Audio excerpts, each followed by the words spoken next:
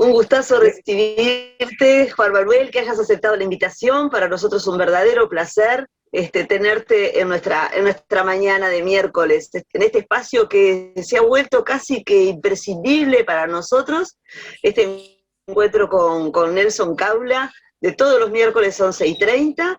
Estamos desde mayo, estudiando historia y estudiando cultura, la cultura uruguaya. Así que bueno, sos bienvenido, una alegría que estés con nosotros.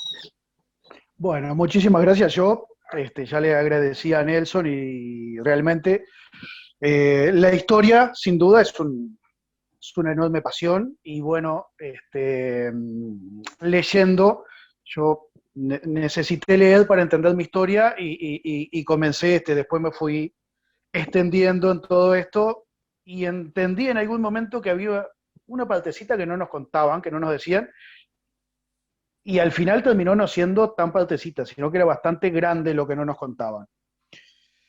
Yo hago una búsqueda, a veces en solitario, porque resulta difícil encontrar un costado tan loco para andar buscando, mirando arriba símbolos, leyendo la historia entre líneas, buscando firmas que tengan determinado puntito, terminación, y bueno, y a lo último,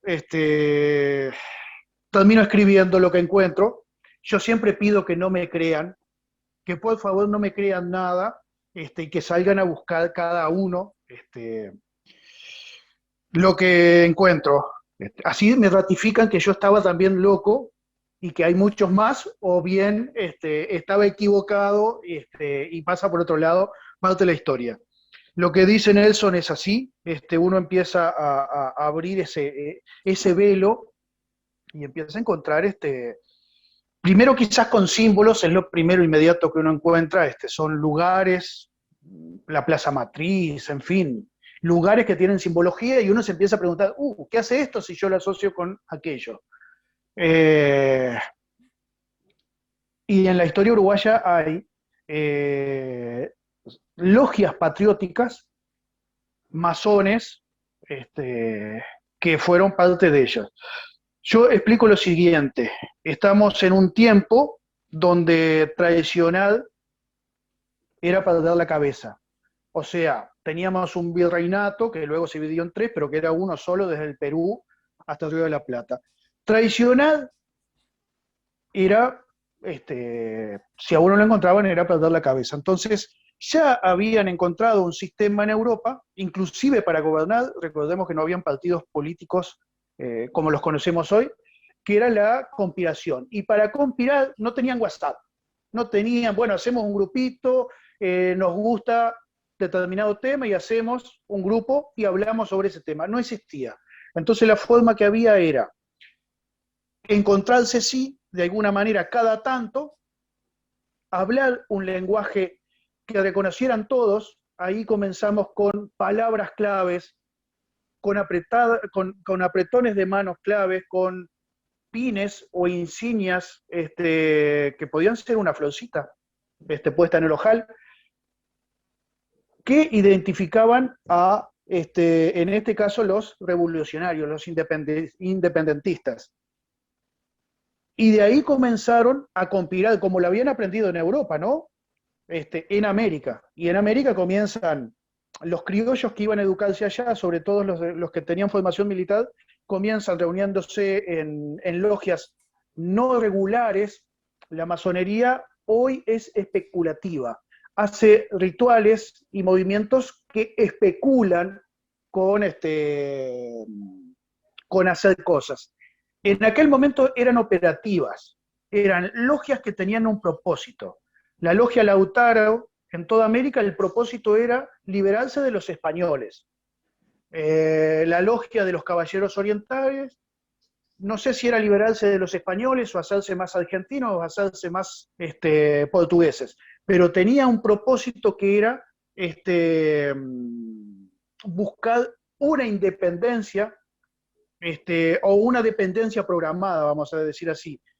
Y cuando venían en las invasiones inglesas, por ejemplo, cuando se llegan a Montevideo, dentro de su cuerpo de infantería traen una logia masónica. ¿Cuál era el propósito de eso? Era iniciar en la logia a personas que le sirvieran para determinado fin. ¿Por qué? Porque hay un juramento. Palabra, y más la palabra jurada, era todo. Cada persona era su palabra. Hoy eso nosotros hemos perdido un poco, quizás los más veteranos tengamos esa referencia de los abuelos, que la palabra era sagrada. ¿Ah? Bueno, en aquel momento se buscaba no solamente la palabra, sino también que juraran, ¿sí? Y ahí, ya después de ese proceso les iba todo, pero no se hacía un ritual como podemos llegar a leer hoy, entre columnas, en un salón preparado. Se hacía en un lugar escampado en el monte, entre 4 o 5, y ahí se le prestaba juramento. ¿Y cuál era el juramento? Bueno, si yo traiciono, muero. Ustedes tienen derecho a matarme. Y ahí comienzan las logias patrióticas, a conspirar contra el orden establecido. Ahí tenemos de todo, y sí son parte de la Revolución Oriental. Tanto que encontramos a secretarios de José Artigas relacionados a la francmasonería, o sea, la masonería francesa, relacionados a lo que es la masonería portuguesa. Podemos relacionar ya la independencia, la toma de la Bastilla se había dado en Francia, con los colores que luego toma el artiguismo. Esos colores representaban el rojo, azul y blanco, libertad, igualdad y fraternidad, ¿no? Y son los colores de la Revolución Francesa, que también tenía en sus gestores masones. ¿Ah? No es que todo lo hagan los masones. Acá yo le he escuchado a masones decir,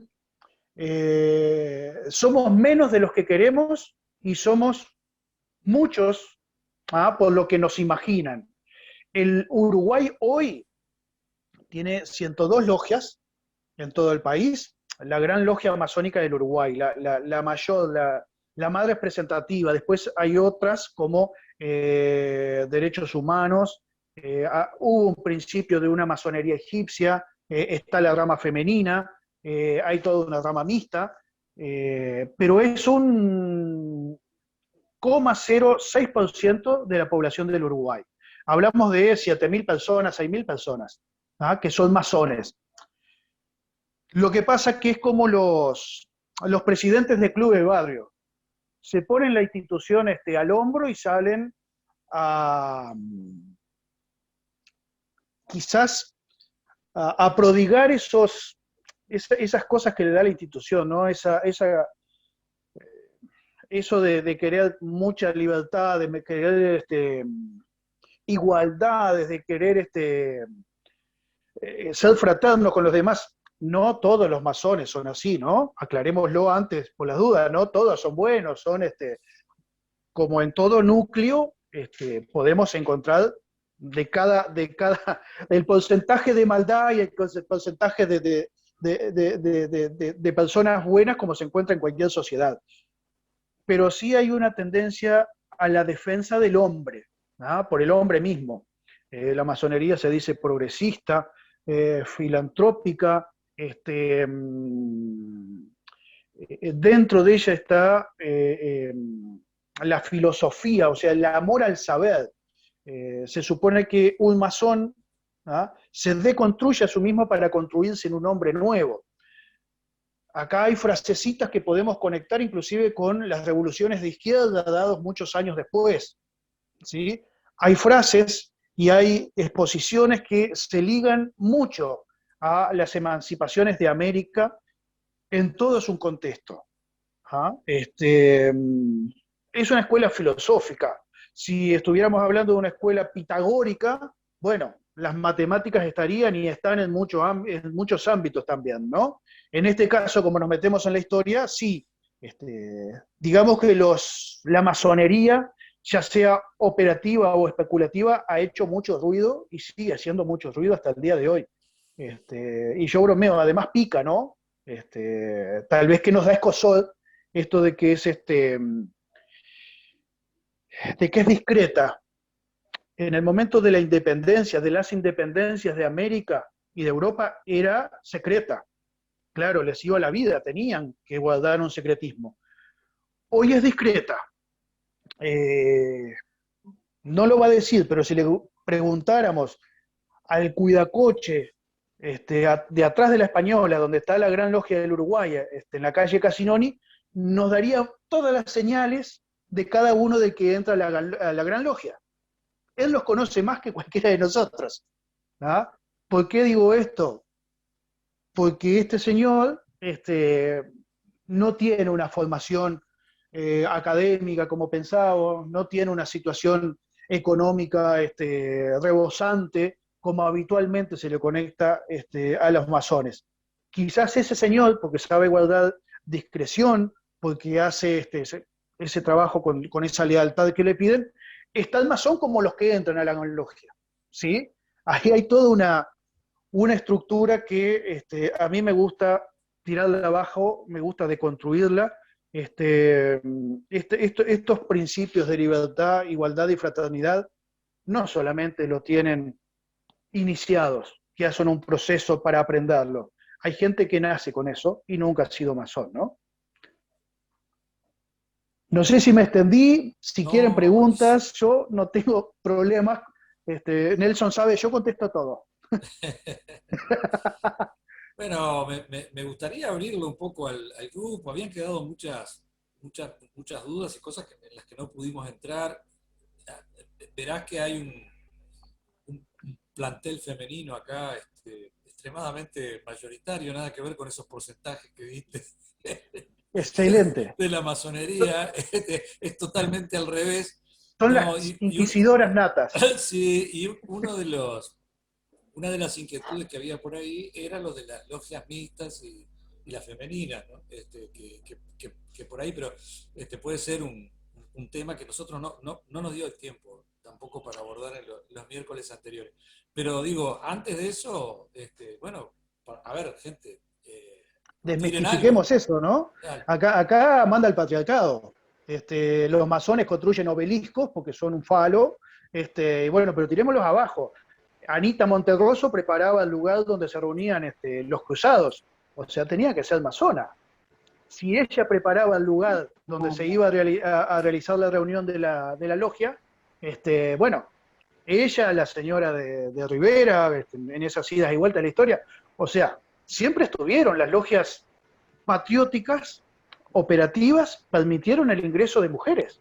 Sin las mujeres no hubiese entrado la Valleja a Montevideo, no hubiese sacado los insumos médicos para curar los heridos, no hubiese hecho que una guardia de la Plaza Matriz dejara el puesto.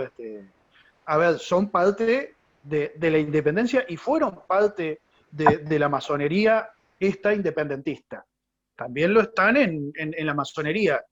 La masonería francesa, que vela muchísimo más por los derechos humanos, es más, hay una que se llama Derecho Humano, o sea, derechos humanos, es mixta, ¿no? No hay nada sobre nada.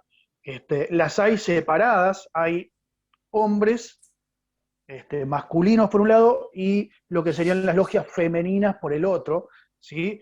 Acá hay un problema que yo he planteado en algún momento: ¿qué hacemos cuando hay que hablar con X o con E? Cuando no solamente son binarios, ¿tá? Masonas o masones. La Gran Logia, acá voy a contar una anécdota de la Gran Logia, ¿no? Invitó al embajador inglés en determinado momento y vino con su pareja. No se lo esperaban. 300 años después, la Gran Logia de Inglaterra permitió que si un masón se operaba y cambiaba su sexo, todo, podía pasar a una logia femenina y viceversa. Eso fue 300 años de evolución. Pero bueno, la masonería a veces no es tan progresista. Bien, por ahí hay una pregunta de Rita. Sí. Rita estaba levantando la mano. Encantado, Rita. Quería hacer una consulta. ¿Es cierto que hay un tema con el saludo del masón al masón? Que hay un determinado movimiento en las manos que se reconocen. Sí, es cierto, no solamente en las manos, en el saludo, hay también frases. Hay discursos famosos en Uruguay donde hay gestos a logias patrióticas y a masones. Ser un constructor es un gesto masónico y puesto en un discurso, allí hay una guiñada. En algunos casos, ser un sembrador de acacias, también hay un gesto. Hay gestos en las firmas. Un masón pone 3 puntos. No importa cómo los ponga, ahí puede haber una señal de que estemos frente a un masón. Hay cartas de Rivera, que es una incógnita en la historia, donde estas cartas están en el Archivo Nacional de la Nación, las pueden pedir. Si quieren, después yo le paso a Nelson la caja donde están, que uno puede agarrar las cartas mismas, y Rivera en algunos lados hace como un tatetí, ¿ah? Las líneas y pone números entre medio. Y otras cartas cambian esos números de lugar. Ahí hay que preguntarse qué mensaje cifrado hay, ¿no? En muchas firmas hay una terminación que nos dicen que eran logistas. No tanto masones, sí logistas, ¿no? Hay una terminación especial en nuestro país que nos dice que estaban en una orden, por lo menos de similares movimientos a la masónica.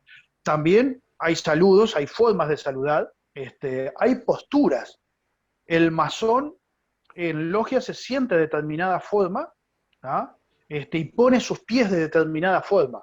Esto está, hay una muy conocida que es la mano dentro del saco, tocándose el corazón. ¿Ah? Esto lo pueden encontrar en varios lados, pero la mano no es por encima del saco, es por dentro, tiene que verse de determinada manera, digo, hay formas de reconocer todo eso, ¿no? Esas incógnitas están, y sí hay una forma de reconocer masones, no solamente con un saludo, además. Bueno, muchas gracias, compañero. Gracias, Rita. Me aclaraste un poco.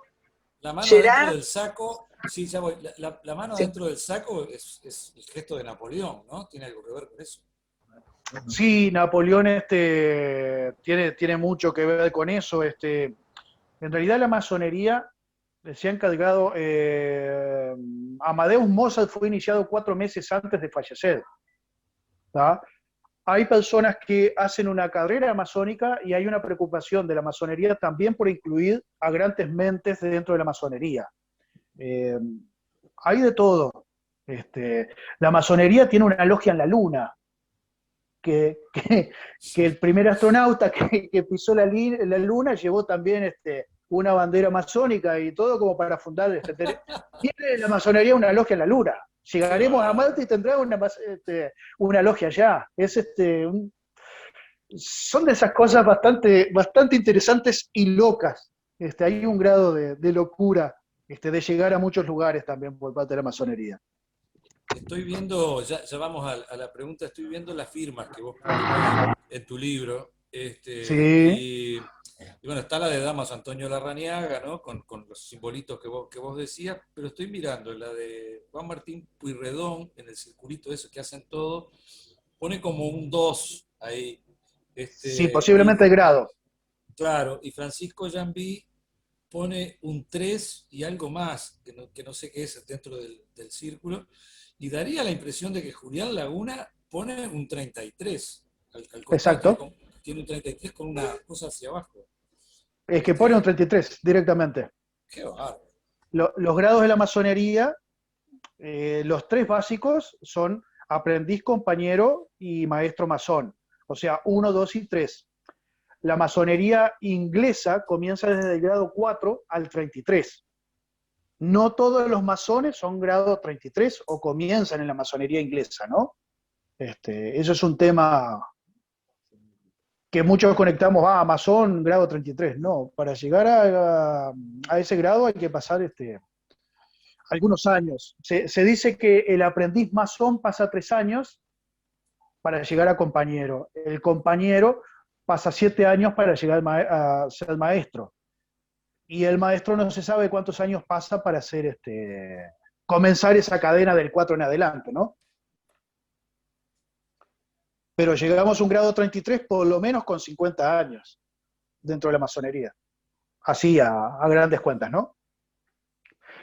Tampoco se da muy lineal, ¿no? Hay personas que han saltado porque el eje histórico así lo quería, que son 33.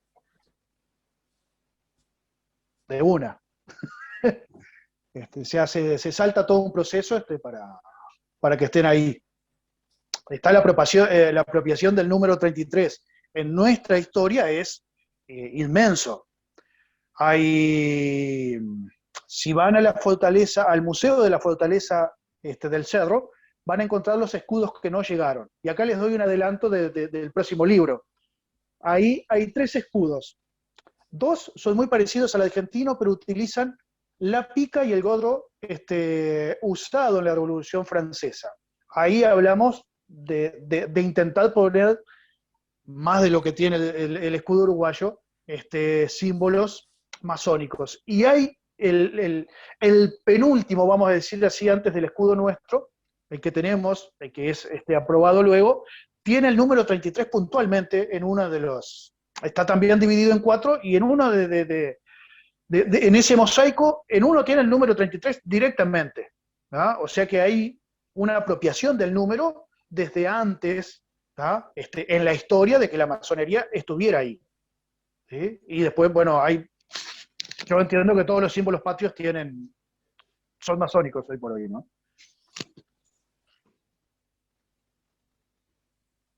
Hay una pregunta pendiente de hace un rato ahí. A ver. Tenemos a Gerard. Sí, puedo, ¿se escucha? Se escucha, Gerard. Sí, buenos días. Buenos días. Si viene la historia desde los integrantes de la Asamblea General Constituyente y varios libertadores están identificados con la masonería, mi pregunta es si hay documentación sobre actuación institucional de la masonería en función de la libertad del país. Es decir, en función de esa cruzada libertadora, institucionalmente, independientemente de esos grupos chicos que actuaban para lograr la libertad. Si hay alguna documentación desde el punto de vista institucional. Eso era lo que quería preguntar. ¿Institucional te refieres a que esté registrado en la masonería, en alguna potencia? Claro. Bueno, las logias creadas en Cádiz, en España, no pertenecían a potencia alguna, no están registradas en España. No existe registro en Inglaterra.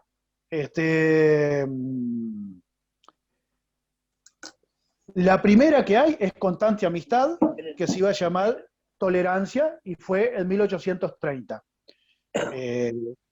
Logia que existe hasta el día de hoy, ¿ah? Y que recibe la carta patente desde Brasil, ¿sí? Y luego desde Inglaterra.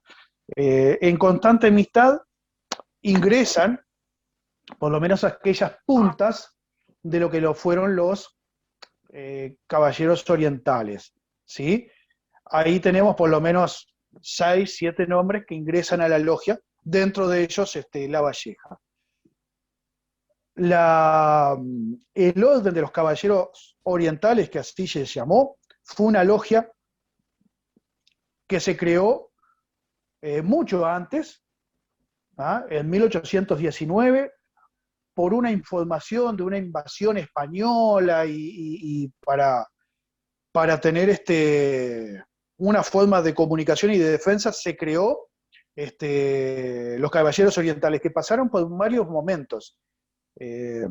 Ahí era repeler una amenaza pasaron también, cuando Lecor está acá, recuerden que yo les decía, todos los invasores tenían como modo operando dos cosas: hacer logias, ¿ah?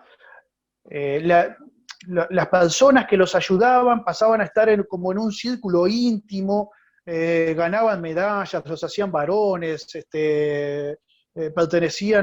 los hacían ingresar a distintos lugares de preferencia, y pertenecían a clubes patrióticos o a logias. Ahí tenemos el Club del Barón de la Laguna, que era más, porque era lo segundo que hacían, era casar los invasores con las criollas. Entonces tenemos a Lecor casándose con una criollita, ¿ah? Oriental, de buena familia, obviamente, ¿ah? Porque eso les daba una llegada a las familias patricias. No está registrado oficialmente potencia alguna. Hay una constitución de la formación de los caballeros orientales donde están los puntos de la formación de la logia. Se perdió, pero la pista dice que lo embarcaron a Brasil, lo que era la ritualidad de los caballeros orientales. Y hay 7 hojas de un documento que escribe Santiago Vázquez, que están en Argentina, de las cuales he conseguido copia, que explica cómo funcionaban, cómo estaba dividida en 3 grados. ¿Ah? El primer grado, que eran los ancianos, ahí tenían influencia de los lautaros que habían venido exiliados desde la... ¿Ah? 3 o 4 lautaros que trabajaban con los ancianos, los consejos, ¿sí? Luego bajaban a una cámara del medio, que era la cámara de consejo, ¿sí? Cuando tenían leudado el grupo de ancianos era porque eran más sabios y no eran porque fueran más viejos, sino que eran como la cabeza pensante. Ahí bajaban a los consejeros luego bajaban a los caballeros orientales. Caballeros orientales era el grado más bajo de la logia.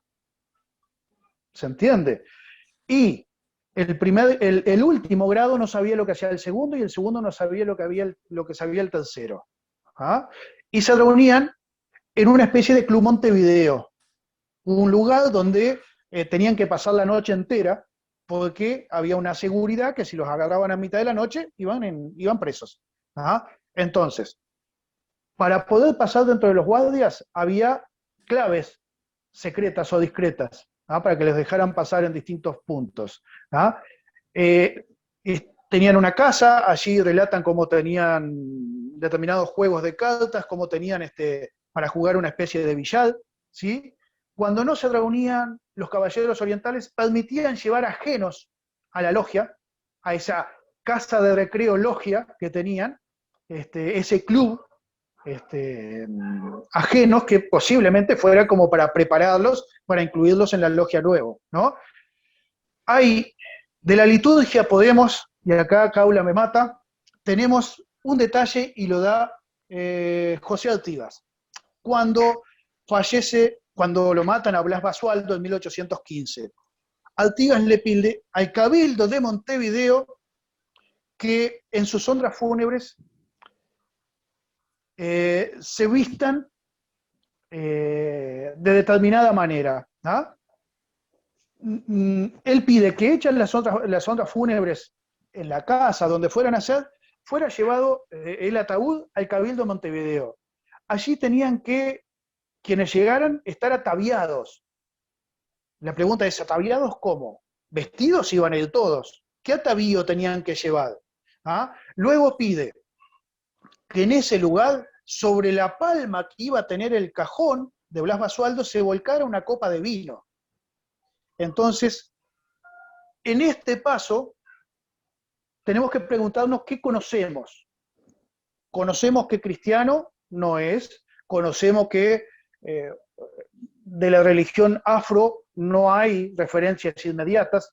¿Qué está describiendo? Podemos trazar hipótesis. ¿Algún ritual revolucionario? ¿Algún ritual logista? ¿Sí? Acá ustedes recuerdan después dónde pueden encontrar las palmas, ¿tá? En altales patrios, en lugares donde hay galones militares, la palma se encuentra. ¿Ah? En la masonería encuentran el vino como la pólvora negra. ¿Ah? Se le llama la pólvora negra, ¿sí? al vino. Hay una mezcla ahí de cosas que uno dice, ay, ¿qué estoy leyendo? ¿Qué me está diciendo? Bueno, posiblemente haya una pata ahí entre medio de todo esto que no sabemos mucho, ¿no? Yo trazo hipótesis, se las largo a ustedes y ustedes hagan lo que quieran, ¿no? Yo ya les dije que no me creyeran nada. Yo estaba, hace mucho, yo describí ese ritual en el primer Artigas Ñemoñaré. Lo sé. Yo estaba Fue muy donde lo jugado, encontré por primera vez. bueno, yo estaba muy jugado bueno, muy metido en las culturas indígenas y las culturas afroamericanas, qué sé yo, y lo ligué un poco para ese lado. Debo confesar que pasado poco tiempo, 4 o 5 años después, y bueno, con todo este aluvión de publicaciones y de interés por la masonería y qué sé yo, bueno, y ni hablar después de estos 4 miércoles, me da toda la sensación de que era un ritual 100% masón. Me pareció fantástico que pasara eso, porque viene a ser como una posición de Artigas muy firme en contra de la autoridad Claro. eclesiástico-cristiana. Él ahí quiere marcar la cancha, ¿no? Tú, Sí, bueno, cuando también expulsa a aquellos curas que vienen de Buenos Aires, ¿no? Que se vayan para Buenos Aires, que los echa, ¿no? Él ahí está marcando un poco su posición, bueno, que yo la trabajé después y acá la conversamos bastante, su concepción más bien deísta, ¿no? Hay como una afirmación en eso, y quizás haya sido no sé, creo que en ese momento Monterroso no estaba de secretario de él, pero bueno, andaba Larrañaga, lo cual puede haber sido la influencia para que él se inclinara por ese ritual. Y tal vez, bueno, Blas Basualdo fuera un miembro de la masonería tan calificado bueno, que hubiera sido poco menos que un horror hacerle una sepultura por el lado cristiano. Pero estoy muy de acuerdo contigo que hay mucha más simbología por el lado masónico que por otro lado. Y, y bueno, y habla de la grandeza de Artigas, ¿no? En ese sin momento, duda. hacer eso era como muy loco, ¿no? Sí, a ti, a mí me pasa, y yo sé que a ti también, se me agranda a cada paso y a cada momento de la historia, ¿no? Eh, Sin duda, Artigas, en algún momento, con el plan operacional que vino se trazó meses antes en Argentina, en Buenos Aires, por los juntistas, este, tenía mucho de cristianos y de personas que querían llevar un control y un poder. Allí dice que Rondó iba a encabezar todo y Artigas iba a ayudar con la caballería. Rondó, posiblemente iniciado en alguna logia patriótica, era el Eh, indicado. Era el indicado. Cuando volvieron a nuestra tierra, algo pasó, que Artigas se plantó y dijo no. Pero era tan crack, como dicen los gurises ahora, ¿no? Que llevaba para hacer una iglesia en cada campamento, pero a la vez aceptaba la libertad de los oriundos de esta tierra, de los indios. Y además tenía toda esta faceta que también la absorbía. Habla de una libertad inmensa de pensamiento.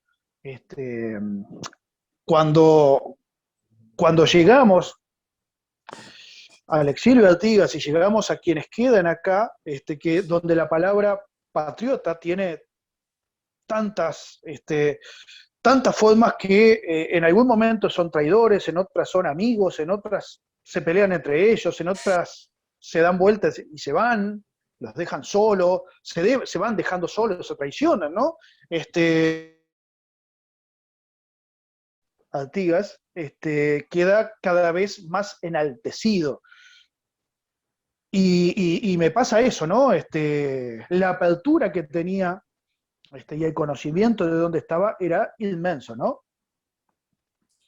La, el respaldo de su secretario, es decir, siempre, y bueno, porque todos sabemos cómo se construyó la historia acá, siempre se destacó a Larrañaga, a Barreiro, todos esos de su condición de franciscanos.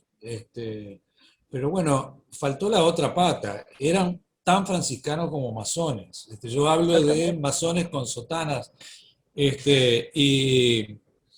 y bueno, ese fue el respaldo máximo que tuvo La Artigas, masonería ¿no? no ha estado distante de... La No, masonería, para nada. la pelea de masones cristianos es nueva. No ha estado distante. Es más, un ritual masónico comienza pasándose una palabra y luego se hace la luz. O sea, hay mucho de liturgia cristiana en eso, ¿no? Primero fue el verbo y luego la luz. Digo, hay mucho también mezclado en la masonería. Y no ser cristiano en algunas épocas era complicado, ¿no? También era muy complicado, ¿no? Claro. En aquel Montevideo no ir a la iglesia, ay, no se podía. Si uno quería estar en determinado lugar, por lo menos tenía que ir a misa. Si no, no estaba incluido en la sociedad, ¿no? No estaban separados como están ahora, ¿no? Igual ahora hay mitad sí y mitad no, ¿no? En algunos puntos de la historia reciente, inclusive masonería e iglesia se han conectado y han trabajado muy bien, entiendo yo, ¿no? Las instrucciones del año 13 parece ser un manifiesto masón y tiene todas las características. Es un documento fantástico, extraordinario, pero adelantarse 100 años al Uruguay laico con el artículo 3º ese de las instrucciones me parece realmente una cosa fascinante. Sí, se conecta con el Tratado de Costa Firme Claro.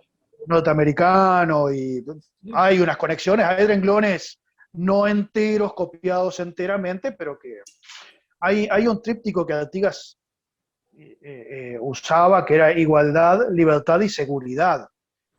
Le faltaba una palabrita para hacer el tríptico masónico. Él siempre hablaba de tres opciones, de tres trípticos cuando describía su forma de federalismo. O sea, hay puntos yo creo que evidentes que además eran los iluminados de aquel momento. Era la gente pudiente, la gente intuida la que estaba conectada a la masonería o a la iglesia, ¿sí? Los franciscanos que querían ilustrarse en lo que pasaba en la Europa iluminada de ideas tenían que leer los libros masónicos. ¿Ah? Los grandes pensadores de aquel momento, la masonería los había absorbido de alguna manera, por esto de que había conspirado contra el establecido y lo mejor era estar en lugares secretos, ¿no? También, digámoslo, que había lugares patrióticos contrarios, ¿no? También había logias apoyando a la école, ¿no? Y no a los caballeros orientales, ¿no? Había para los dos lados, esto de conspirar y juramentar y llamarse logia patriótica, por eso yo digo, había de un lado y del otro. Ser patriota en aquel momento era ser traidor para algunos y amigo para otros, ¿no? Y hubieron quienes cruzaron por el medio y de acuerdo a cuánto ganaban, era para el lado que iban, ¿no? También pasó eso. Bueno, a ver quién más por ahí. Mira, está Yolanda por ahí. Yolanda por hace un rato que quiere preguntar algo, y bueno, yo después quería hacer una pregunta, pero un poco más de la actualidad. Dora levantó Yolanda la mano está también. por ahí. Dora también, bueno. Vamos con Yolanda, después Dora. Hola, buen día. Buen día. Sí, yo sentí esto de que San Jorge tenía que ver con los masones, ¿es verdad? Solo eso. San Jorge, ¿cuál dices tú? El ¿El que vemos en el santo cuadrito? ¿El que vemos santo? en el cuadrito. Sí, que tiene su origen en el inglés, ¿no? Sí, a ver, lo que yo te decía, San Jorge en sí directamente no tuvo nada que ver. Lo que sí, la representación, eso de dominar a una bestia, bueno, en algún lugar se puede coincidir y se Claro. puede conectar con la masonería. Pero, como decía antes, la masonería también se ha apropiado de algunos símbolos. Y si vamos a buscar, todo es masónico. Pero un símbolo masón, para ser tal, a mi entender, tiene que respaldarse 3 veces en sí mismo. Tiene que comunicarnos el símbolo masónico en 3 oportunidades mínimas, porque la masonería funciona así. Entonces cuando decimos, mira, esto es un símbolo masón, bueno, busquemos la historia de quién lo hizo, por qué lo hizo, a quién representa, a ver si hay un toque masónico. De luego, si la cosa en sí es un símbolo masónico, ¿ah? Nos dice algo, hay estatuas que tienen un pie hacia adelante, tienen un gesto en la mano, hay un ojo de determinada manera, en fin, hay columnas, hay símbolos, y después hay un lugar donde están, que tiene que decirnos algo también, tienen que estar orientados, tienen que formularse de determinada manera. Y bueno, ahí es donde yo digo que salgo solo, porque nadie me acompaña en la locura, a buscar símbolos por la ciudad. Inclusive he trascendido fronteras buscando símbolos, pero sí hay, sí hay simbología en muchos lados. San Jorge yo te diré que no está directamente relacionado con la masonería, hasta no descubrir lo contrario. Muy bien, muchas gracias. Brevemente, ¿no? San Jorge, muchas abuelas ponían la estampita en las casas. Y eso está más ligado, me parece a mí, a toda una religiosidad. Algo hemos tocado acá, pero no hemos profundizado mucho, que se asocia un poco a lo que nos pasa cada 2 de febrero ahí en la costa con Yemanjá. Así como Yemanjá es un orillá, hay, hay, hay como traducciones de representaciones discretas o secretas de esta religiosidad afro-yoruba. Y San Jorge, no me acuerdo ahora cuál es el orillá, pero representa directamente para, digamos, el mundo occidental y cristiano a un orillá muy poderoso que es el orillá de la guerra, que me parece que se llama Obatalá o algo por el estilo. O Batalá. Eso podemos profundizar después más adelante, pero yo siempre, sobre todo en el interior, vuelvo a mis abuelas de Florida, y también en los barrios, ¿no? Siempre entraba a una casa, lo ponen medio como para proteger, pero no tiene nada que ver con el santo.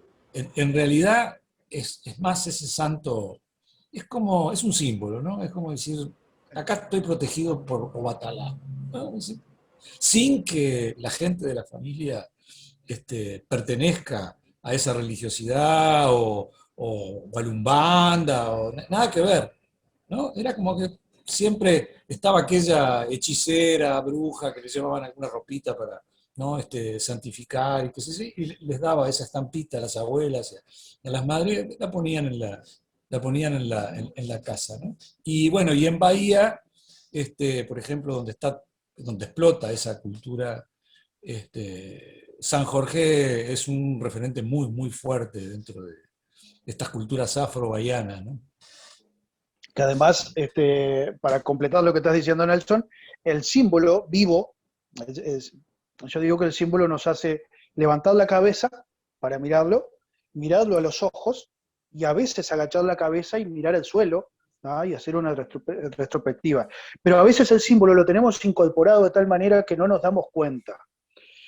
Los muchachos, hoy, muchos, destapan una cerveza y lo primero que hacen es vierten un poco de cerveza en la vereda. Eso es un símbolo afro. Al terreno donde el orillá está, se lo bendice. Es un movimiento parasimpático, simpático, ¿tá? De ofrecerle un poco de lo que vamos a tomar, y eso está puesto en los jóvenes y no saben por qué. Y eso es el símbolo que uno va adoptando, como tú lo decías, porque está en la tampita a la entrada de una casa, y se va aprendiendo y no vamos teniendo una medida, pero el símbolo nos lleva, yo entiendo, al mirar y al hacer todo esto, que a veces nos lleva de la nariz y no sabemos por qué.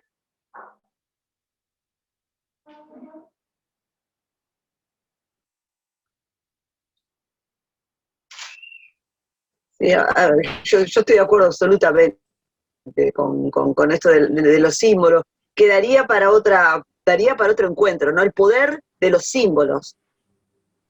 Cómo tienen esta impronta de eso, de que lo dijiste bárbaro, de llevarlos de la nariz, de forma inconsciente, seguimos, individual y colectivamente, la fuerza que tienen los símbolos. Buenísimo. Buenísimo. Bueno, le agradecemos a Juan Manuel. Vamos arriba. Un lujo, ¿eh? Un lujo. Gracias a ustedes, muchísimas gracias. Un verdadero placer, Juan Manuel, muy claro en tus explicaciones, aparte hay mucha densidad en lo que decís, pero para mí ha resultado sumamente didáctico. Ha sido un placer conocerte, ha sido realmente muy generoso con nosotros en compartir parte de tus saberes respecto y contestar nuestras preguntas, y esto que dice Nelson, ¿no? Nos vamos a seguir viendo,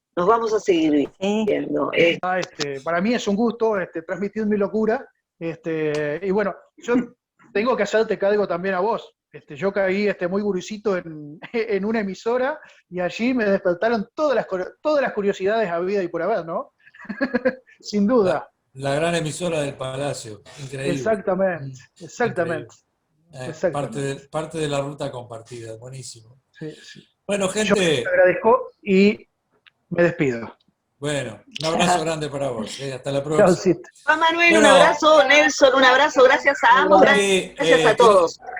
Hoy terminamos con, fueron 4 miércoles. Miren qué frutilla del postre, ¿no? Sí. De hablar, que cierre, así que vayan pensando temas para la semana que viene, ¿no? Nos comunicamos medio ahí. Absolutamente.